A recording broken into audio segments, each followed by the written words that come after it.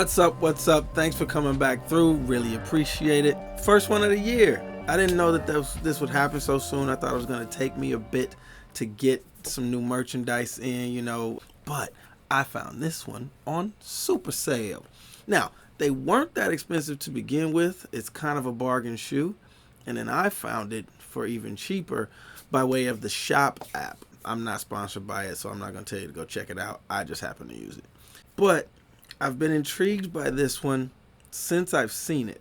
There's several shoes in my collection that are bargain versions of a carbon plated shoe, super shoe. Today, let's get into the Atreyu race model. It even says so. As we do, upper midsole, outsole. It's really interesting because right now on one foot, I am wearing my Adios Pro 3. And on this other foot, I've got the Atreyu race model. Atreyu was saying I would get these in 2 days. It took a long time to get them. I'm not mad at Atreyu. This weather was wrecking us. So fresh out of the box, the vibe that it gave me right away was Hoka Rocket X. It is a very narrow shoe, straight down the middle. Not a lot of curve on the last, not a lot of extra space. It's pretty Spartan.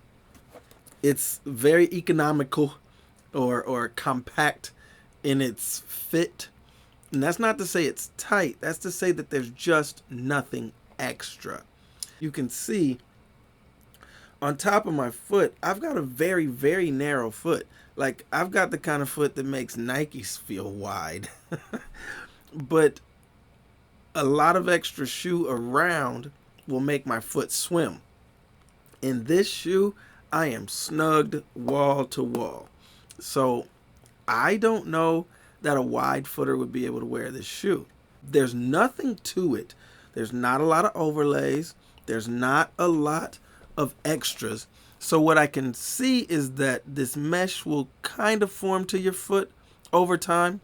It's the kind of thing where even just body heat would affect how it stretches and bends. So it could be that someone with a slightly wider foot could wear it. I don't think so. Narrow footers only, probably. The upper is all nylon mesh. So it is all like a ripstop nylon. Very breathable. It's actually kind of crazy. You can see right now the shoe form is in it. Let me snag that out real quick. There is nothing between you and the air but a very, very thin piece of nylon mesh. The whole shoe is pulling up by way of those lines, by way of those threads of material, very similarly to the concept behind Flywire. Well, there's a bunch of wires in there. That's how it feels. I don't lack any support, not at all. Laces are standard. They're very similar to a Hoka lace. They're very similar more to maybe a Craft lace. They're not puffy, very thin. I'm sure everything about this shoe is weight reduction since it is the race model. But I don't lack for any support. I don't lack for the ability to cinch it as tight as I need. So I think that that's just fine. Standard laces with Atreyu right on the aglet. That's a pretty good detail. Like, tiny little details like that impress me in a bargain shoe because it proves that it can be done at quality. Those little accents and additional things that are very thoughtful. Thoughtful design, thoughtful presentation proves that it can be done even at a bargain price. And some of the major brands don't even do that kind of thing. So I like that little stuff. The tongue is slightly suede. I'm sure it's just a white nubuck. The crazy thing is I hate wasps. Hate them. Hate them. I don't hate many things in this world. I hate wasps. They can go. They are bred for war. And I'm ready to bring it to them. And now I got one on a shoe.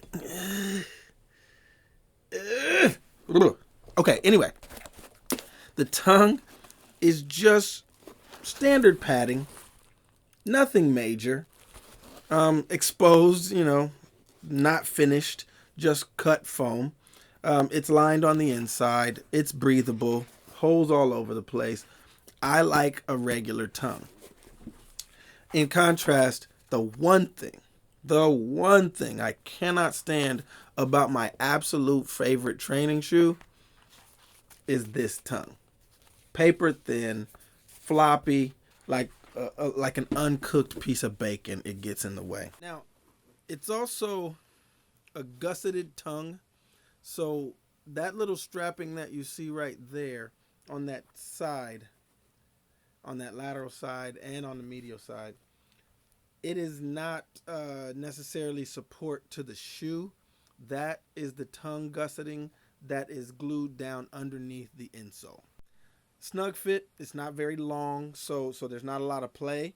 It's a very, very stout lockdown on top of your foot. The sizing is true to size, but I mean exactly true to size.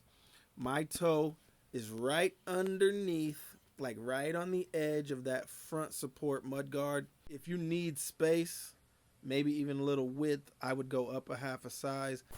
Padded collar, and it's got a material very similar to the Adios Pro, where if you're wearing socks, the socks kind of grip right there. I don't know how they found this material. I'm sure they're speccing it on purpose, but I've seen some that are suede, nubuck, even, maybe pleather, and they're soft and plush.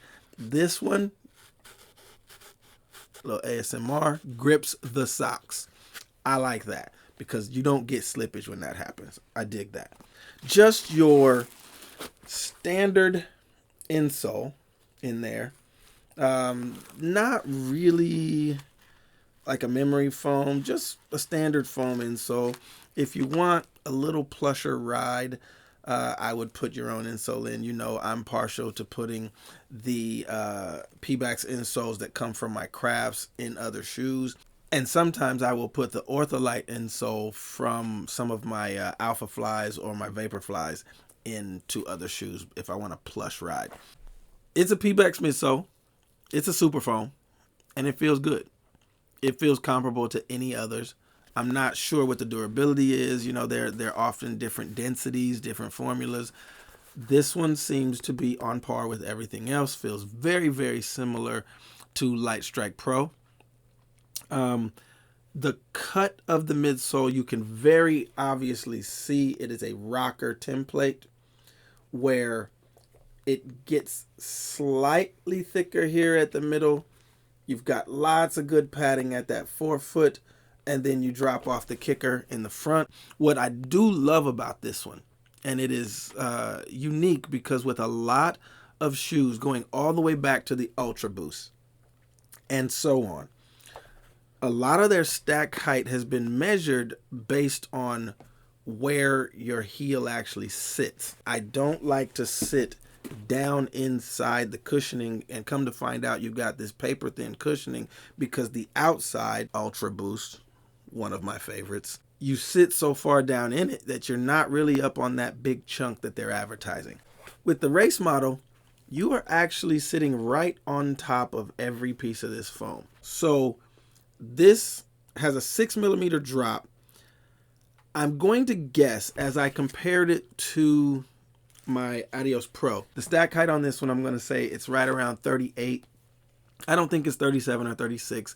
It's still a pretty substantial chunk, but it's a little more uniform, and then you drop off the end. That rocker is probably the thickest part, or at least equal thickness to the rest, because it's built up in the arch, it's built up in that midsection, and you rock through that. This is going to be a lot of fun. I like the cushioning. I like the simplicity of it. There's not a lot of extra. Again, if I had to compare it to something far more complex in design, you're looking at all the facets and cuts in the Adios Pro. Honor simplicity. That's pretty cool. So let's get to the outsole. Those little holes create suction.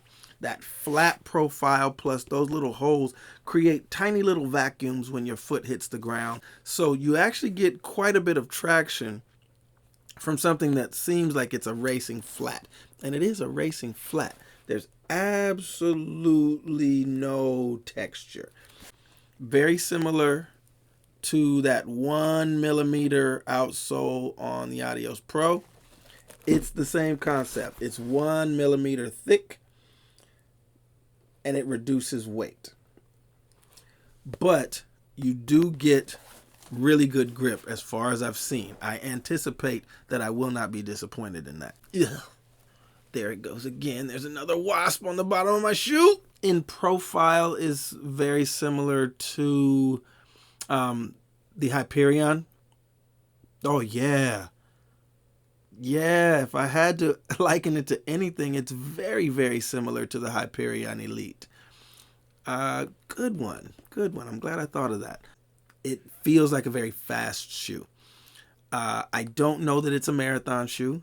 The carbon fiber plate inside is stiff enough, but it's not harsh. I don't like those upturned elf toe carbon fiber plates. The original Adios Pro, I love it, but I could not wear it because that S curve was very, very harsh.